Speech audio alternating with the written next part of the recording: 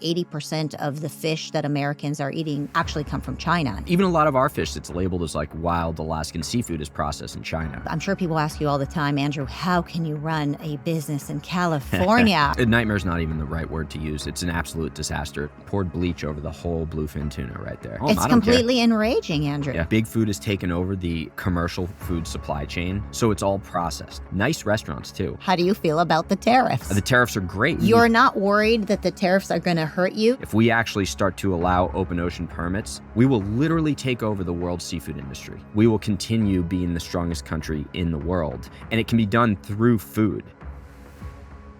Thanks for coming in.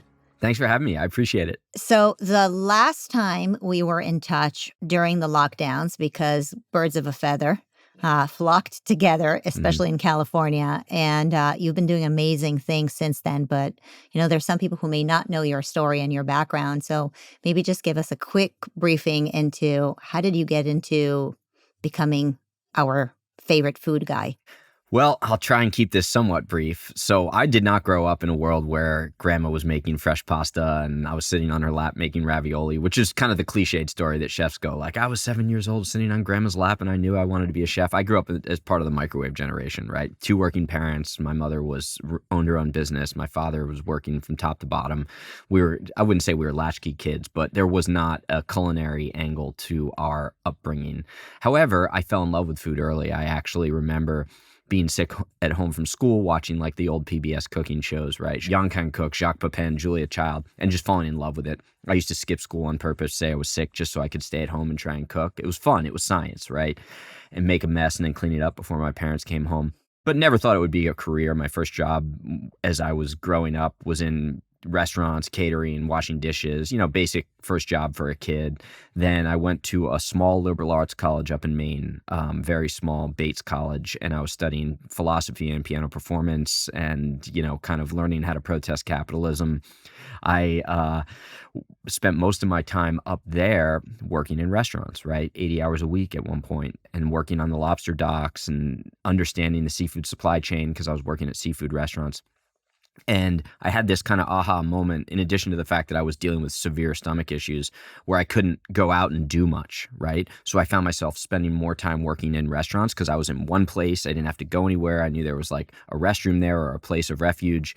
And I realized, like, I don't want to study anymore. I'm spending more time in restaurants. Maybe I'll learn about this kitchen thing, this restaurant thing.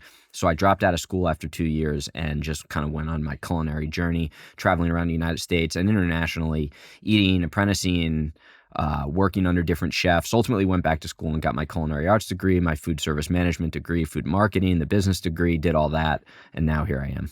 Why did you have stomach issues? This seems to be a big part of your life story. It is. And you know what's funny is I haven't really talked about this at all. I've always kept this to myself as being the genesis of what got me in the kitchen. But since Maha is such a big piece of our national conversation now, I've kind of been telling my story more. It was all the processed food I grew up with. Looking back on it now, it was like the fact that I was eating everything out of a box, microwaved meals, we were, you know, I was born in 1980. I feel like we were kind of the beginning generation that got all of that fake food. Like that's what we were being fed as we were growing up. We were told that it was healthy, and I kept eating that way.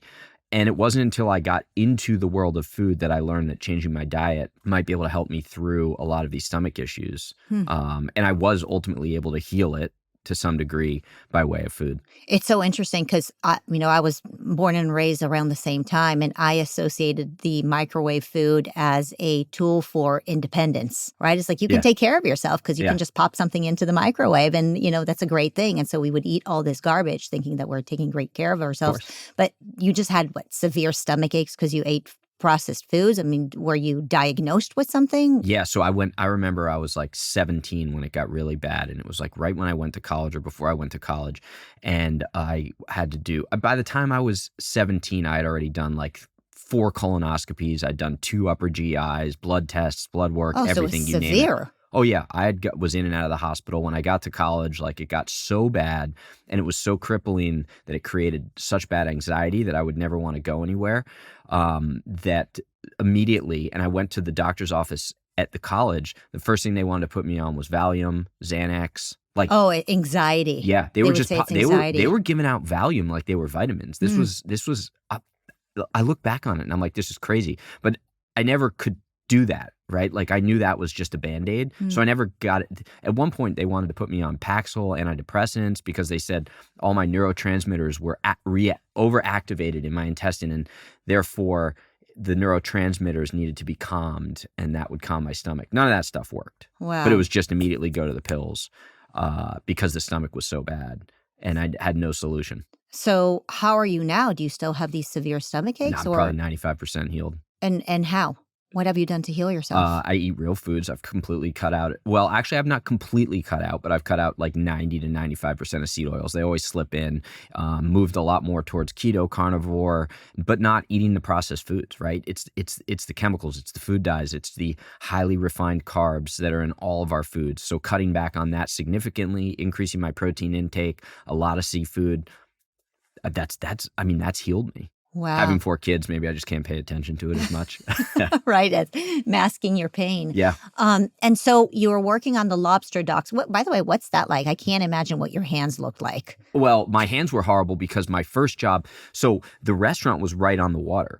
They would bring in the lobster boats right there. It was the dock, and the restaurant then had a huge deck, and the guy who got to cook on the deck, you could only cook on the deck before you were allowed to cook in the inside of the restaurant. And I started as a dishwasher, then a server, and then they said, we'll give you the opportunity to be the deck cook. Now, what the deck cook does is they shuck oysters and cherry stone clams, so eating raw clams. Boats would come up from Portland, Maine, and there'd be 100 people on the boats that wanted to eat and go right back to Portland. So I had 30 minutes to feed people, and they all wanted oysters and cherry stones. So all I was doing was stabbing myself and getting shellfish. I think every real man has to go through that experience instead of going to college. And then I would help like pull the lobsters and do this. So my hands were swollen for an entire summer because I had a shellfish infection in both hands, but I had to keep working. Wow. So, and then you ended up moving out to California and you started, was it a food truck business? Well, so what happened was that I traveled around and I worked all over the East Coast, lived in Colorado, went to Johnson & Wales there to get my culinary arts degree, to actually take all the courses I took at the college and formalize it into a degree. And so I worked all around the world. And now I ended up back in New Jersey, which is where I'm from, in 2006. I was running restaurants there, and then the economy tanked in 2008, 2009. I lost my job because the restaurant shut down, and I said, I'm either going to go into New York City and open my own restaurant, or I'm going to follow through on a passion project of mine. Well, at the time, they were looking for, because nonprofits still had money when the economy tanked, and there was a nonprofit program with the Aquarium of the Pacific in Long Beach where they were starting a sustainable seafood program. It was funded by the Pacific Life Foundation, where they wanted chefs to train and educate other chefs on not just sustainable seafood, but how to educate guests on eating the right types of seafood. So I always loved the ocean, always loved marine conservation, always loved seafood. I have a marketing degree too, which I ultimately went and got at some point in this journey. And I'm a chef. So I'm like, this is the perfect opportunity. It's supposed to be a 3-year program. I ran that program at the Aquarium of the Pacific. And then when the grant was up, I said, nobody out there is doing what I've been talking about. I'm just going to do it. I tried to raise money for a restaurant that I created in my head called Slapfish. Fish so fresh it'll slap you. So it was like really good seafood at the kind of cost and convenience of faster food. No one would give me money, so I went down to a local food truck lot and paid some guy like $3,000 to use his food truck for a week and started selling lobster rolls from my buddies up in Maine who I had send it to me, selling lobster rolls and fish tacos out of the back of a food truck.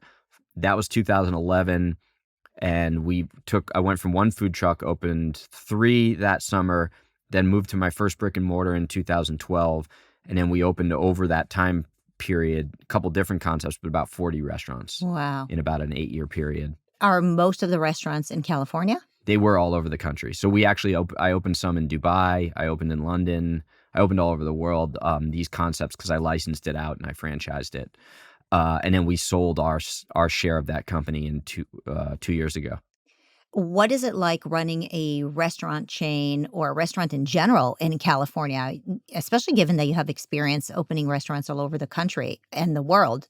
Is it an exaggeration that California is a nightmare for restaurant owners? A nightmare is not even the right word to use. It's an absolute disaster. It's the worst place to do business unless you're a massive, large, multi-unit restaurant group or a huge corporation that can work hand in glove with the government. They hate businesses here in California. We deal with regulations that you won't see in any other state. Like? PAGA, the Public Attorneys General's Act, which basically, without getting into all the legal detail, PAGA gives employees the opportunity to sue you for anything. And by virtue of the mere suit, you will pay at least 6 figures, regardless of whether it's made up or not. Yeah, the part about PAGA that I think is most mind-boggling is that they can sue you and not even claim what they're suing you for. It's just, we are just suing you with the hopes that the attorneys will come up with something.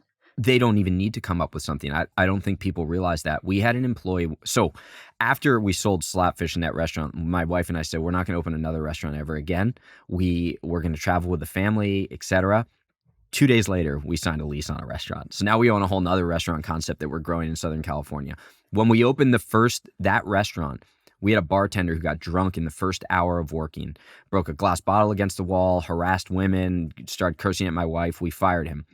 We get a lawsuit from him saying, you didn't pay me vacation pay. He worked for an hour. You didn't pay me breaks, all this stuff. So it's a form lawsuit. All of it was proven false. We had the text messages, everything. The guy only worked for an hour, and we actually paid him for 10 hours worth of work because we felt bad. So he was an alcoholic.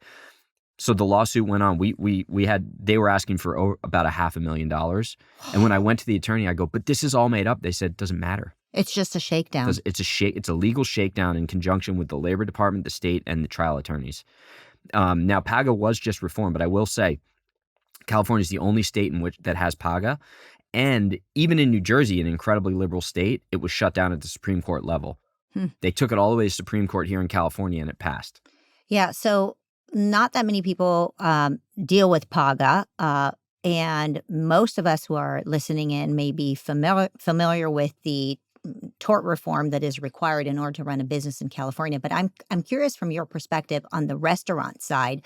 Maybe it's my wild imagination, but I think of restaurants as a mafia. Yeah. I just think it is so hard to deal with the supply chain and the food and the labor and all of that. Can you let us peek behind the curtain and tell us what you're dealing with? Well, yeah. I mean, pretend this is your therapy session. Oh, boy. How much time do we have? I need a couch. So it's everything, right? So it's the people element, right? So you have the human element, which is totally unpredictable, right? Like that's the variable that you can't plan anything for. And most of the time you spend is with the people element because it hasn't been mechanized yet. You can't replace people in the restaurant industry. You can't work remote. Right? Mm-hmm. Like I can't just replace somebody with a call center in another country. So it's the human element, which is just emotion, right? Then you have all the regulations coming down from California that change sometimes by the week. So you have to stay up to date on it. Food related too? Well, in the food world, you get even more regulations because you have the alcohol element, right? So now they're requiring that you provide roofie kits in the restaurants. Restaurants can't provide plastic gift cards anymore.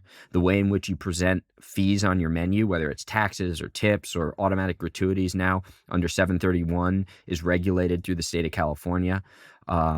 Employee breaks. It might be that you can only work 4 hours before you have to take a mandatory break. And then the state will change it to 3.5 hours. And you didn't know that, right? That could change week by week. So the speed with which they change the kind of legislative framework of how to run a business changes so quickly. You're spending 90% of your time just reading through employee paperwork. What are we eating in restaurants? What are we really eating? Big food has taken over the commercial food supply chain. So all restaurants are serving pretty much this. Now, by all, right, there's always outliers like us who go and try and get food direct from the source. It's all coming from a Cisco or a US Foods or one of those big food distributors, and they're even merging. And that's all coming down from big food. So you spend so much time doing the other things to keep your business open that when it comes to buying food, you can't go hit the streets and find the right products. So it's all processed, right? It's all that big box stuff.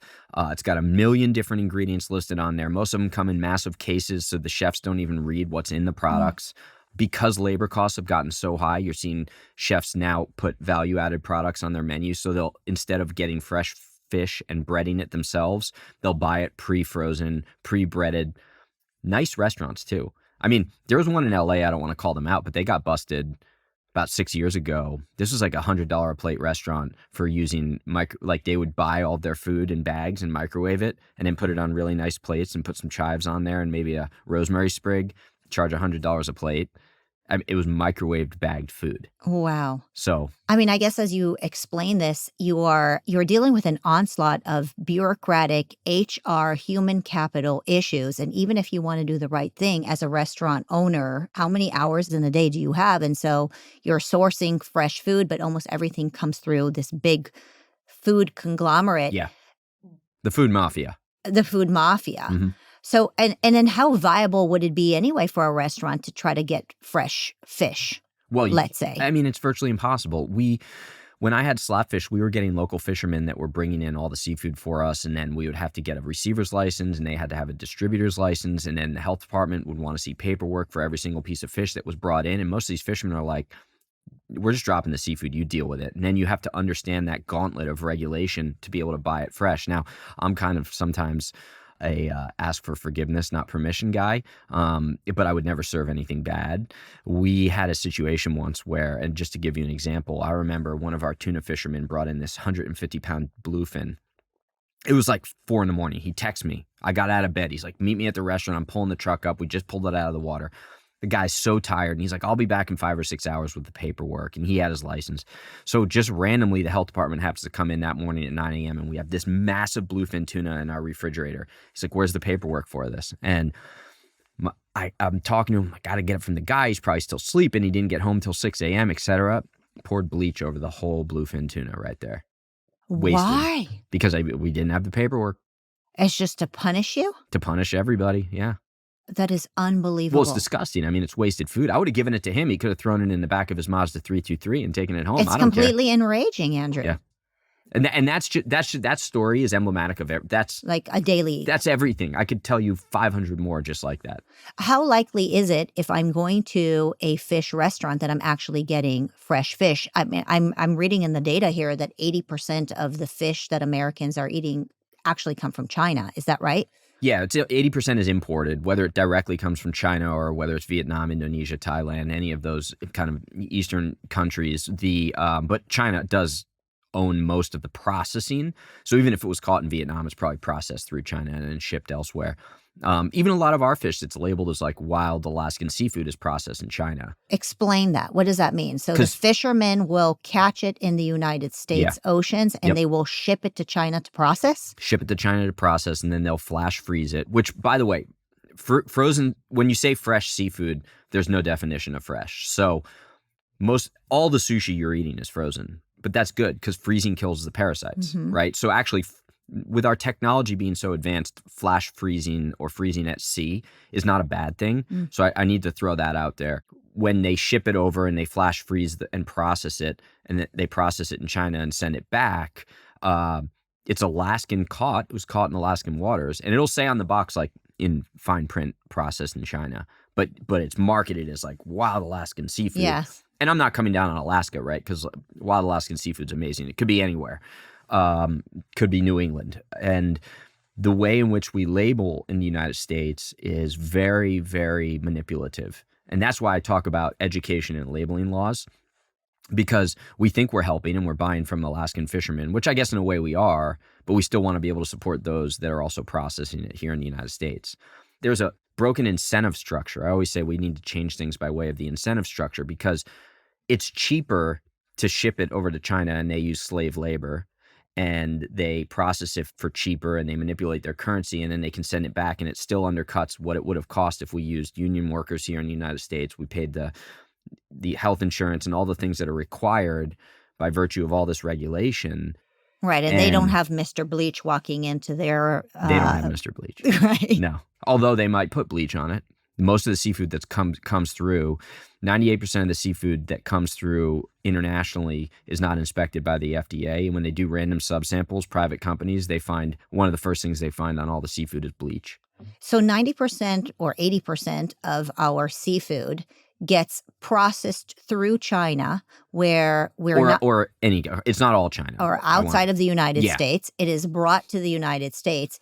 Here, we scrutinize the fishermen and the restaurant owners on every little detail, but the vast majority of what we're eating actually comes from other countries, and we're not scrutinizing them. Yeah, it's culinary NIMBYism, right? So as long as it's not happening here, we don't care what's happening over there.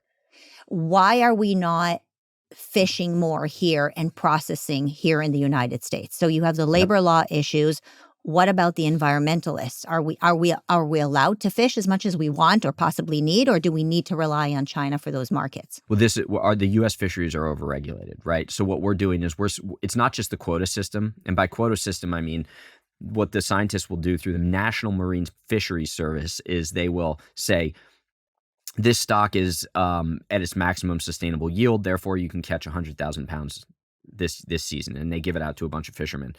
But then what they'll say is and you also need to pay for a fishery observer on your boat, which is $100,000 a year, which comes from the fishermen, not the government. And then they'll say, and then also you need to use these new hooks that the environmentalists demand. And you have to do this, and you have to do this, and it's all on the cost of the fishermen. Eventually, they're just hanging up their fishing poles and saying, we're out, we're done. And then that spot is being backfilled by this international seafood. We need to amplify our local fishermen and give them what they need in order to continue fishing, and we need to deregulate. Because here's the thing. Nobody's going to take care of the ocean better than the fishermen. We don't need the government. They're sitting in an office in D.C. If you go up into Maine, those guys, they know that if they overfish the Maine lobster, their kids aren't going to have a stock by which they can create and have a career. The ocean is their world. It's their world. In addition to the fact the ocean, especially the U.S. ocean, is one of the most resilient organisms on the earth. And it will rehabilitate itself, even in the event that there was overfishing. We saw it with swordfish. We saw it with the Atlantic cod. But also, I got to throw this out there. Sorry to go wild on this. This is fascinating. Is farming, fish farming, right? Yes, explain that to me. And while you're explaining that, can you explain to me what does sustainable fishing actually mean? Because it feels like one of those terms that are like a Trojan horse trying to manipulate us. It is. It's a greenwash term. Sustainability basically just means that the fish isn't at risk of being overfished. It's not going to go extinct. Okay. Now, environmental groups have hijacked that term to add all these new definitions. It's a bill. It's a bill in Congress, and everybody's got to throw their pork in there. Sustainability also means that the fishing method doesn't harm the surrounding ecosystem. Sustainability also means that the supply chain doesn't have slave labor. Sustainability also means, right, you see how you can keep adding definitions to it? Well, does sustainability mean that we don't fish in the United States and we rely on China for 80% of our seafood? No, and that's the point, is that we have overcomplicated the issue so much by wordsmithing definitions that make us feel good, like sustainability, that it's just like, well, screw it. We'll buy it from over there. We'll let an organization put a label on there that says this is sustainable, and then we'll feel good buying it back. Wow. So what do you think is the way to do sustainable fishing in America? Okay, well, number one, the U.S. fisheries are the most sustainable fisheries of any fisheries in the world by virtue of the Magnuson-Stevenson Act in 1976, which mandates and gives the National Marine Fisheries Service under NOAA the power to set these catch quotas. So it's already stitched into our constitution of seafood, right? Do you think the quotas are reasonable? I think the quotas are too tight. I think we can fish more. We could fish more. But even let's assume we don't. Okay. We have the ability to provide every American with 30 pounds per capita of seafood every single year in perpetuity, and we don't. So we need to deregulate so that those fishermen can make more money and it actually becomes a vibrant industry, and we start buying U.S. wild seafood. Number two, aquaculture, fish farming. We're one of the only developed countries that doesn't have a national regulatory framework for fish farming in our open ocean. Now, I know that sounds like a bad word, but we're not going to do it. Fish farming, that's disgusting. And Sierra Club and all these other environmental organizations are like, no way, not in our ocean. But then we buy 80% of it overseas where 65% of that is farmed. So it's like, we're going to eat it anyways. Why not do it ourselves and do it the right way? So we need to establish a regulatory framework for open ocean aquaculture through the National Marine Fisheries Service or the Department of Fish and Game. That's up to the experts. And then we need to fish farm in the right way. It's not fish swimming in their own poop. Here's how you do it. And we've done it through kind of environmental experimentation here in the U.S. You actually can raise fish, the hatchlings, in a closed contained system. and you can release them into the wild. It's called stock fortification. It's how they brought back the California white sea bass, which at one point was commercially extinct until they started to fortify the stock, put it back in the ocean, and then it kind of rehabilitated. Alaskan seafood, 60% of it starts off in hatcheries and is released into the wild. But that doesn't fall under the framework of aquaculture. If we actually start to allow open ocean permits to farm finfish properly, with organic feed, no chemicals, we will literally take over the world's seafood industry. So if you had the option of purchasing farm raised or wild caught, what do you choose? That's a tough question because it's not a catch-all, right? All oysters are farmed, all clams are farmed, all mussels are farmed, right? People do you think they're then wild. The label means nothing? Means nothing. It's just marketing. Labeling is all marketing. It's just marketing. Yeah. So, don't go crazy trying to find the last piece of wild caught fish because you're probably going to be disappointed to learn that it's the same thing. Well, when it says it's wild, it usually is wild. When it says it's farmed, it could be a combo of each. But they won't usually use wild versus farm. They'll usually say they'll put on like a fake certification label, or they'll say sustainable.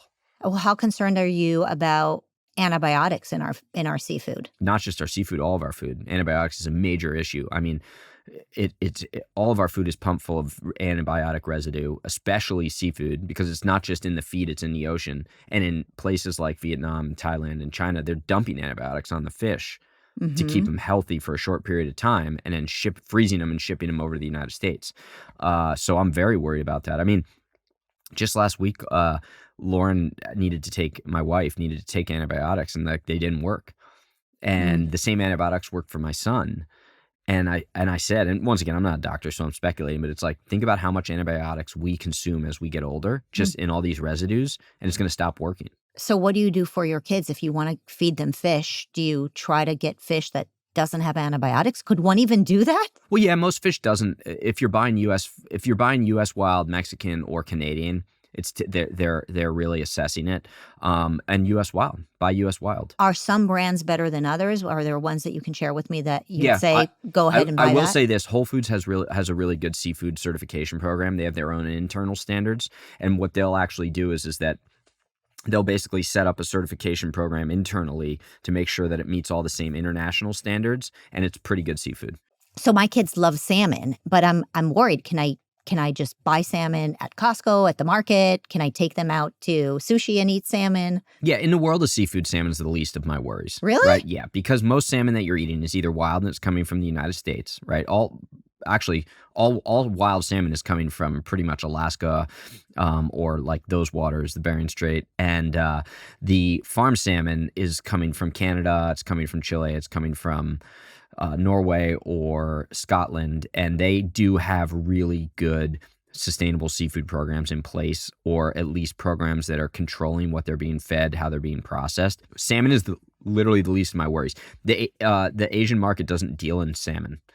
They deal with whitefish, Pangasius, catfish, tilapia, look out for the random whitefish that has a name that you don't understand. Look out for sea bass, because that's a catch-all term, or snapper.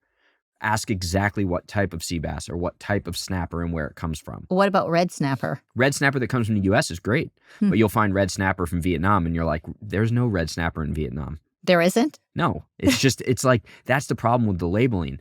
So once again, in conclusion, don't worry about salmon. And the idea that there's antibiotics in the feed. Yes, antibiotics. No. That was propaganda from like 10 to 15 years ago.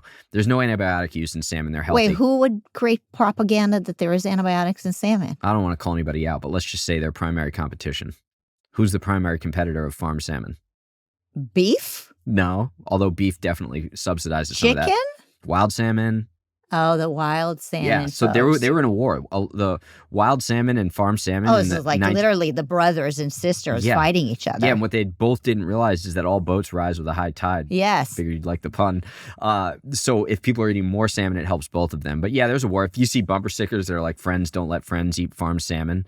Yeah. Like there was a war, right? And I'll even post about aquaculture and how some fish farms are doing the right thing, and the wild salmon fishermen will want to kill me. But I also serve wild salmon at my restaurant. I serve both because they're not the same species.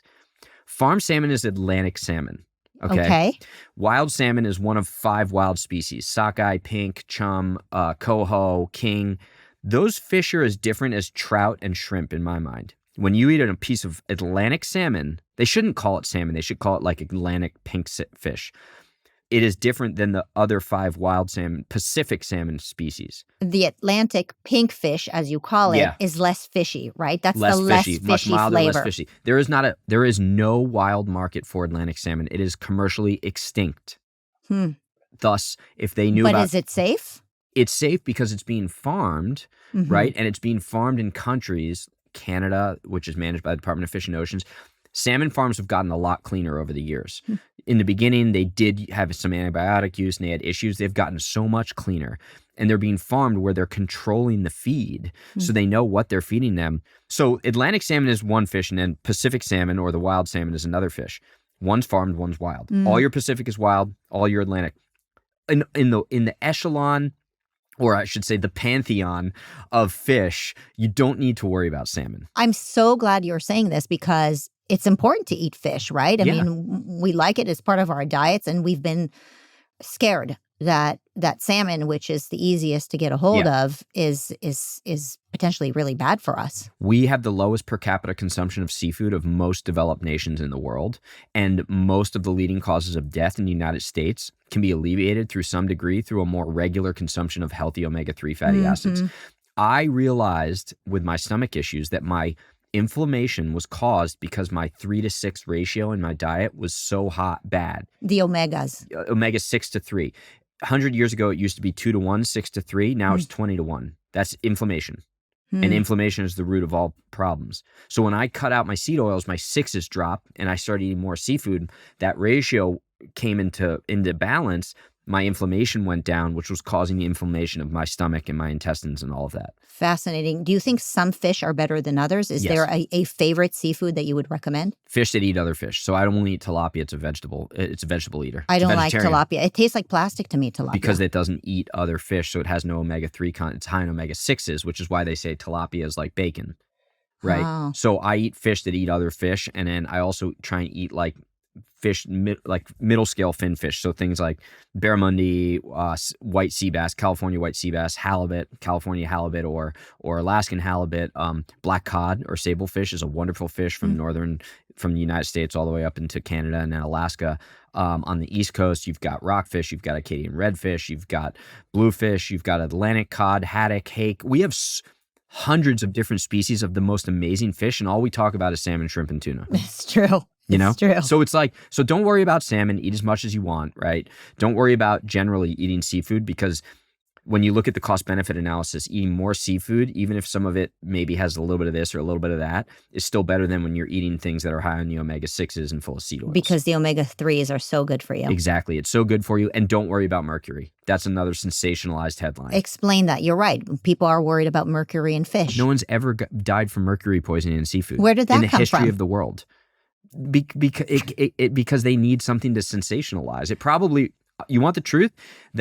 Of course I want the truth. Of course, but I don't want to do it at the expense of somebody else, but I'm sure that propaganda was funded by like the Beef Association of America or some other trade industry. That's what they do. Some other big food mafia just wanted to attack. And that's the problem, is when we start demarketing other proteins at the expense of Americans' health, that's just bad. So bad. Yeah. So don't worry about mercury. Jeremy Piven said he got mercury poisoning from eating seafood, right? And so did Tony Robbins. And by the way, they were fine, but they claimed that. And I remember this like 5 or 10 years ago. And when they did, they said, "What have you been eating?" "Oh, I eat sushi." "How much?" For lunch and what else? For dinner?" "What kind of sushi?" "Bluefin tuna." So you eat bluefin tuna sushi, which by the way is like $200 a meal, for lunch and dinner, 60 days straight. Okay, yes, you might bioaccumulate a little bit of mercury, and it might be an issue. Most Americans aren't doing that. So I wouldn't eat bluefin tuna, which is it's a top predator. So the idea is that you would not eat bluefin tuna every single day. Oh, but you would eat bluefin tuna in general. I'll eat it 3 times a week. Yes. If I can. That's a lot. Yeah. Shark. The ones you have to be careful of are, you ready for this? Shark. I don't think anyone's overindulging on shark. No. Bluefin tuna. Well, it's great because I don't eat it that much. It's $500 a pound. Or tilefish. Tile fish? Tile fish. Have you ever eaten a tile fish? I've never heard of a tile fish. Exactly. Like, it sounds like something we'd get at Bed Bath & Beyond. Yes. So don't worry about it. You should be eating a lot more seafood. If you are concerned about mercury, just think about the food chain, because the top predators, they consume down the food chain and it bioaccumulates. That's the scientific definition as to how that happens. But nobody's eating shark, tilefish, or bluefin every single day. Everything below, enjoy it. Andrew, what about shrimp and cholesterol? That's a great question. Well, I mean, we could probably do a whole episode on cholesterol. Yes. But I would say— We've done some of those. Yeah, I mean, you're going to have higher cholesterol in the shrimp, but is that what's killing us, or is it the sugar and the refined carbs that are killing us? Yeah. I want to go back to your activism a little bit, because you're obviously so passionate, not just about food, but about your community, and you're getting involved with MAHA and education, and you wrote this book. I'm curious, what led you to be an activist? I mean, so many people I know who are in the restaurant business are so busy already, right? You're running around after these bureaucracies. You're trying to feed people with fresh, clean food. And if that's not enough, you go ahead and also get so involved. Where did that come from? Was it the lockdowns? Yeah, it came from the lockdowns unleashed something that was brewing inside of me. So I was always involved in politics, love social and political philosophy. My mother was involved in politics by virtue of her business. She was an urban planner, right? So that's all about like local politics. My father was on the periphery, and I volunteered for senators growing up. I was the president of the Young Republicans Club, Model UN, Youth in Government. Like, I love politics and government, but as a hobby. Then as I started opening my own business, I realized all of that kind of theory, I saw it in real practice in real time. And there was this kind of like eureka moment for me where it was like, oh, so this is why we want limited government. I know in theory, but now I understand it. Feel it. And then I went through, 2010, 2012, 15, and kind of kept my mouth shut. Started doing a lot of TV then. I was doing like Food Network, and then I moved over to another network, and always knew in that world too, you keep your mouth shut about politics, right? But had my opinions. And it was it probably was the pandemic.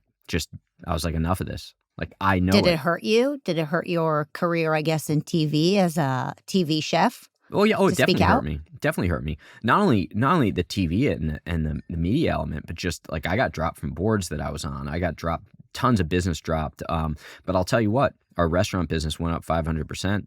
The people love you. Well, it's not that they love me. They love when other people speak out, and they respect that. And people want to spend their money places that are at principled businesses. They don't have to agree with you either. I have a lot of customers who are like, I fundamentally disagree with you, but you're consistent.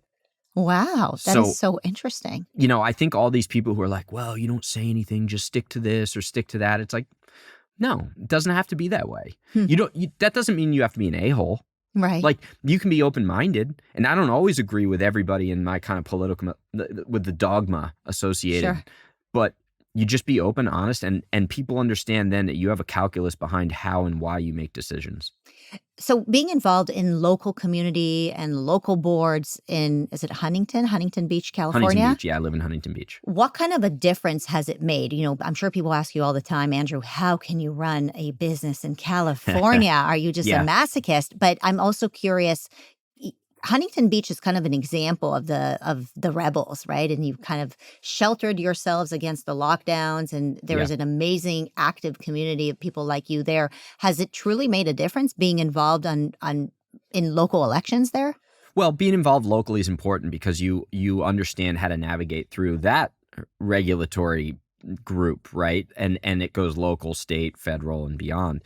But I also think that local politics are important because that's where it starts. That's what you see every single day, right? So when you get up in the morning, you go to your car and your car hasn't been broken into, local politics. You go out onto the street, you drive to work, you don't get a flat because you didn't hit a pothole, local politics. You go and you work, and then you go have a nice lunch, and you're able to go out to a restaurant that's clean and there's no crime, local politics. You drive home, you take your kids to sports, local politics, right? You get home, you had a pretty nice day without too many speed bumps in the middle of the day. Let's take Los Angeles. You go outside, your car's broken into. Shoot, I don't have a car to get to work. Call an Uber. The guy's driving you to work because you have to go and make money. Hits a pothole. You got a flat tire. Local politics, right? Because the pothole wasn't fixed. You get to work. You want to go out for lunch. You end up Ubering food in or DoorDash or whatever. There's a $30 fee on there because of local California city council rates and wage mandates, especially when it comes to food delivery. $30 more out of your pocket. You're in a bad mood, you get home, you can't take your kids to sports because there's no more sports fields because they've been taken over by the homeless population. Local politics. Every element of our day is local politics. When we get on our phones and we start talking smack back and forth, that's federal politics. That's all just vanity, right? Virtual. Yeah, exactly. It all starts locally. So do you think you guys were able to somewhat inoculate yourselves against the horrific California laws to some degree? We weren't able to inoculate ourselves. We were able to hedge against them, right? So it's a hedging game. Maybe we were short selling a little bit ourselves. So it's understanding what laws are coming down and then figuring out how you're going to dodge against them.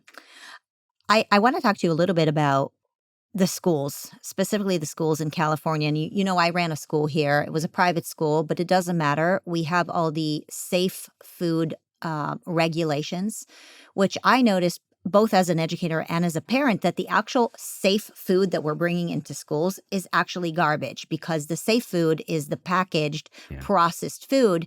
The healthier food, what I would think is healthier, is something that is fresh and alive. But oftentimes you can't bring that stuff into schools because it's not safe enough, right? It hasn't been sprayed with enough chemicals to kill every single bacteria on it. And how much work have you been able to put into that as you're looking to get more involved with the MAHA movement? How do we feed our kids better en masse? Well, I think we need it's a whole mindset shift, right? So that's a great analogy, because that's what we think is safe and healthy food, is food that's been completely stripped down of any nutrients and then built back up in a lab. Not a literal lab. In some cases, it is a literal lab. But it's almost like, putting white on a canvas and repainting a picture from what once was a Picasso. And we need to realize is that we don't have to do that huge step. That comes from industrialization. That comes from kind of like this industrial agricultural complex that has forced us to think of food as a vehicle through which we can fortify and add back ingredients and make it safe. That's not safe food. That's dangerous food. And that's where the mindset shift needs to come in. And we need to recognize that the more food is broken down, the more dangerous it is. So how do you solve for that? I mean, MAHA sounds amazing. Yeah. And, make Americans healthy, make children healthy. Are there actual pragmatic solutions that we can bring to the table and say, it started with no more red dye. Should it be no more blue dye? Should it no yellow dye, no bleach? Like what are we actually asking for as citizens? Yeah, and this is the conflict of we want less government, but then we're asking the government to help us. Yes. Right? And pragmatism doesn't even necessarily fall into that formula. So I would say it's first and foremost, remove the government, right? Like the government is what got us here. The FDA, the USDA, the HHS, all of that growing bigger and bigger and bigger while chronic diseases go up, up, and up, right? So we need to completely remove the government, and that means removing them from the supply chain. Once we get the government out of the supply chain, then the big, massive food manufacturers no longer have the economic power to be jamming all that stuff down our throats and offering it as the only option of food that we buy. We need small, medium-sized farmers to start entering the supply chain from below so we can get real foods, unprocessed foods that then we as families, as communities, can process ourselves versus allowing them to do it at the top. So there's really kind of like there's a macro change that needs to occur, and that's in regards to federal subsidies, breaking down the supply chain. Then there's a micro change that needs to occur on a community level where we're cooking more, we're eating more, and we're able to have better access to local foods. We're in California. It's the produce capital of the world. Why is everything on the shelves from Argentina and Mexico and Costa Rica and all these other countries? Like all of that should be feeding first our community here and then expanding beyond into Arizona and neighboring states and then across the United States. So I'll use this as a perfect opportunity to transition into tariffs. Yes, because that was my next question. How do you feel about the tariffs? The tariffs are great. You're not worried that the tariffs are going to hurt you? You're going to have to buy fish for your restaurant at 35% tariff now, or I don't know what it's going to be? No, because I already buy all the right products that are expensive to begin with. I eat that cost. One of the things I do in my restaurant is that I probably serve my food. My food cost is 10% higher than the industry standard because I know that I'm going to eat the cost on the food and serve better food at a lower price. I'm going to make up for it elsewhere within the way in which I run my business. That's just being smart and creative. You figure it out, right? But so it's not going to affect me directly in that sense because I'm not buying the junk from China.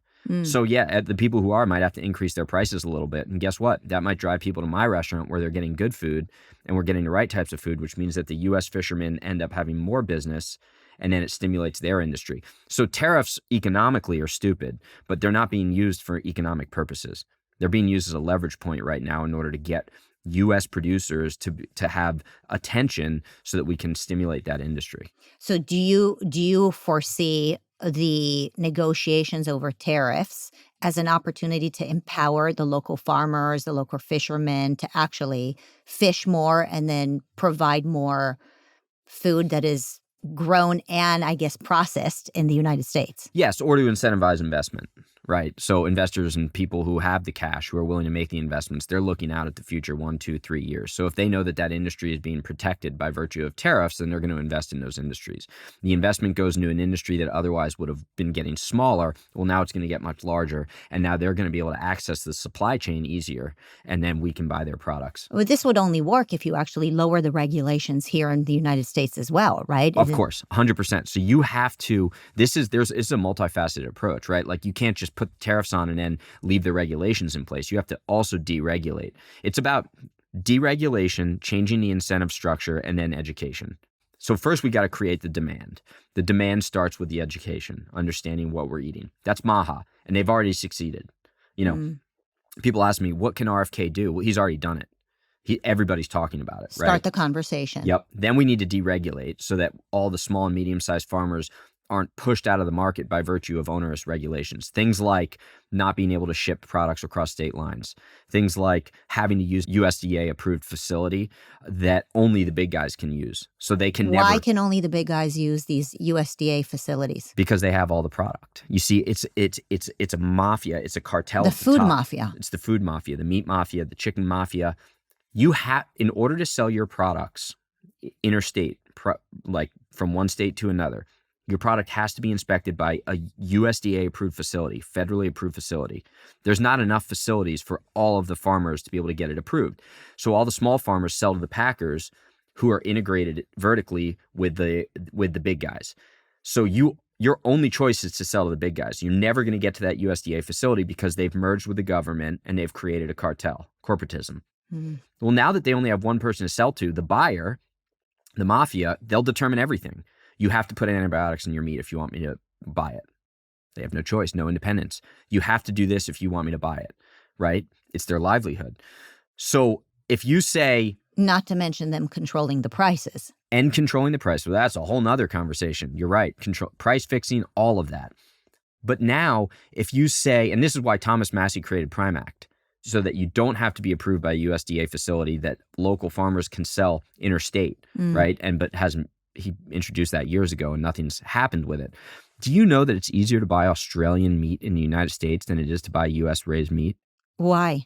Because the rule is that if it's an international product, right, then it just has to be inspected in a facility locally, so in Australia or New Zealand or wherever, that kind of meets and matches the same standards as the USDA, and then they bypass that requirement. So Australia says, well, we have our version of a USDA. So they ship it in anywhere in the United States. But then, Joe, the local regenerative farmer in Idaho, goes, well, this New Zealand stuff's going around everywhere. Why can't I sell it too? And they're like, oh, you have to go to a USDA facility. So it's that we need that U.S. It's anti-American. That's what it is. And so then I guess that what they would do is they'll say, okay, well, let me ship it out to China or Australia and have it shipped back into the United States so I don't have to deal with the local. It is mind-boggling that this is happening. It's backwards. It's upside down. And that's why so much of our ground beef comes from Brazil. We talk about the rainforests. These are our cows. Well, they're Brazilian cows. And we'll send them to Brazil? No, Brazil. It's Brazilian meat that ships into the United States, and then we grind. It's the Brazilian meat. We grind in ground beef, then that goes into like every McDonald's and all of these major food manufacturers into their products. And And they're ruining the rainforest. Do you think it's nefarious, or is it just a system that is out of control? Because that's what happens when you give an inch to the government. Bingo. You give an inch to the government, it gets out of control, and what started off as an unintended consequence becomes nefarious. There's nefarious players taking advantage of the spiral. I don't think the original intention was nefarious, although you could say that it is and say, well, of course, because they want more power, that in and of itself. But I don't think somebody 60 years ago said, in 60 years, all of our meat's going to be coming from Brazil. But they're okay with the fact that it's the unintended consequences, supposedly, of a big government, essentially. I'll get very grand here, and then I'll get off my soapbox. We are a constitutional republic. In a democracy, when you have majority rule, you run into situations where people lose their power. When people lose their power, it becomes very autocratic, right? The strongest countries in history over hundreds and thousands of years have been countries in which the people have the power. We've lost our power over the past 50 years, as seen through food. And it's only going to get worse if we continue on this path. If we need to give the power back to the people and remember that we are a constitutional republic and give the power to the states, to the local communities, like we're talking about. So there's, I'm not going to live somewhere where there's potholes in the road, and give me the power here locally. If we do that, we will continue being the strongest country in the world, and it can be done through food. And that's kind of my platform, if you will. If you started a conversation with a child about food, what would you say to them, just as a way to get started, to have just a different view of how do they take care of their bodies, and how do they have autonomy and responsibility over what's going in? Well, first thing I'd ask them is, do you know where food comes from? That's a child or an adult. The supermarket. Bingo. There you go. Well, where is it before that? Right. Let's walk through the supply chain. See, that's the thing. That's hilarious you said the supermarket, because you're right. A child wouldn't just answer that way. An adult would answer that way as well. And that's not a pejorative, right? That's the reality. We need to know where our food comes from, because now, as I'm explaining it to you, if the audience listening hears this, or when they hear this, I imagine many of them are going to say, oh, that's disgusting. Like, I don't want that meat from Brazil being ground up in this meat. Like, I thought my burger at the steakhouse, that cow was just walking around having a great time, smoking a cigarette, and then bam, he was on my plate. Yeah, or the Alaskan fish sent to China to be processed and then sent back here. Yeah. It is pretty jarring to hear this. Yeah. So, I mean, I would say I think every family should visit a farm on a regular basis. Americans should see what America is about. And that's the other thing with our four-walled schools. They don't do that. They don't actually show kids where food really comes from. Every single school should have a garden. They should have some sort of a garden, whether it produces anything of with any fruit, literally or figuratively, that's irrelevant. Just understanding kind of like the ecosystem, right? And the biodynamic nature of the ecosystem, which we then eat and then we release in fertilizer, and how that cycle of life works, right? Easier to see it than to talk about it. And then, especially in inner cities now, there's so much innovation in regards to vertical, not just vertical farming, but vertical aquaponics. So that's the integration of aquaculture and fish farming with vegetables. We started a garden at the Huntington Beach High School with the science teacher there, and we were growing and producing enough food and fish for one of our restaurants, and all of the students managed the garden. They figured out the market price. They sold it back to us. We bought it. We funded the garden. All the fish would sit in a pond. They were organic, right? 100% organic, and we actually took them from hatchling in a greenhouse, and we farmed them there. And we only fed them the vegetable scraps from the vegetables that were connected, that were growing. And then the nitrogen from their poop went up and fed the vegetables. And it was this closed loop system. How hard was that to build in your community? It wasn't difficult at all. But then what ended up happening was, it's the regulation as to where does it go. And then somebody came in the middle of the night and stole all the fish. Well, that teaches them another lesson. Well, it does. Crime. That's why you need more money in the budget for police. Yeah. Yeah.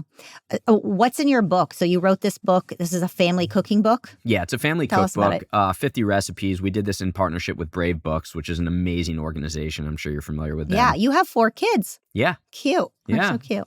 I've got 4 kids. My wife likes to say 5.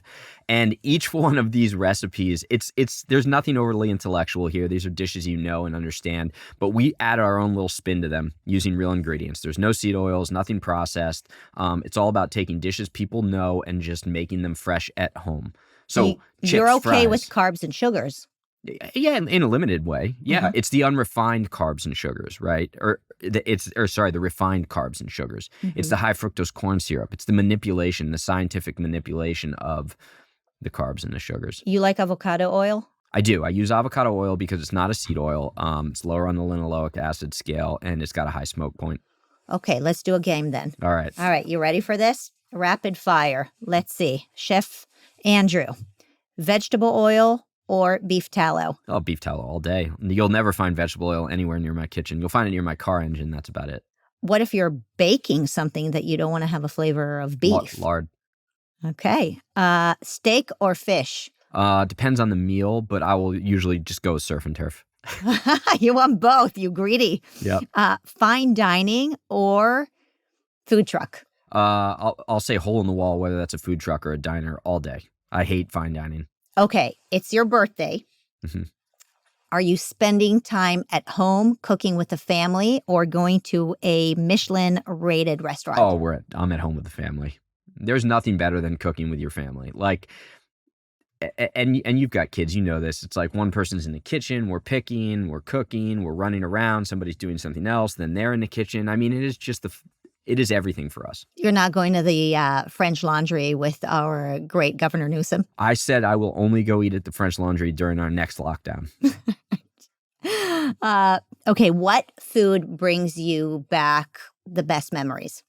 Probably pizza because I'm from New Jersey, New York. But, generally like hot dogs. I remember a lot of my memories are growing up with just me and my dad and doing things, right? As a young boy, looks up to his father. I remember my dad, hot dogs were his favorite. And the one thing that he would cook for me is he said he did it in the Army. He would take a hot dog and he would put it in aluminum foil and put cheese on top of it and stick it in the oven. So when it was boys' night, that's what we would eat.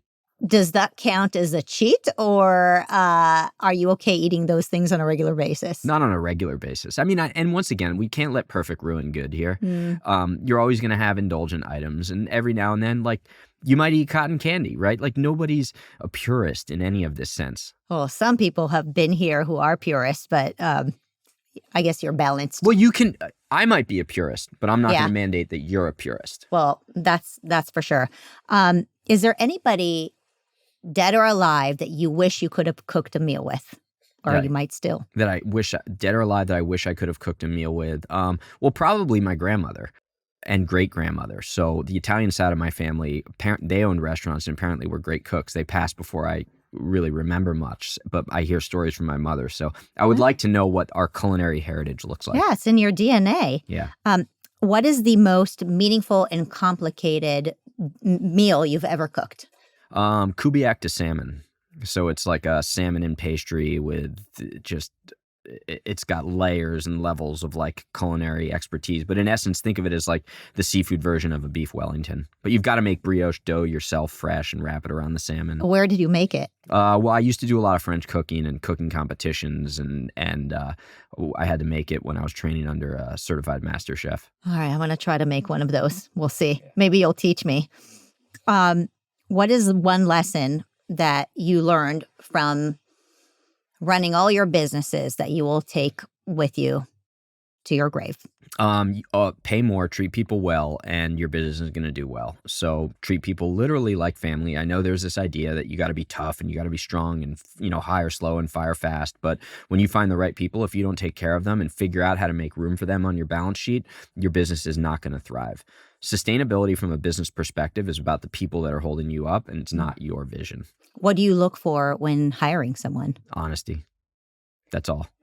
And how do you get to the heart and mind of a picky eater? I find out what they like, and then I slowly pepper in new items and tastes and flavors.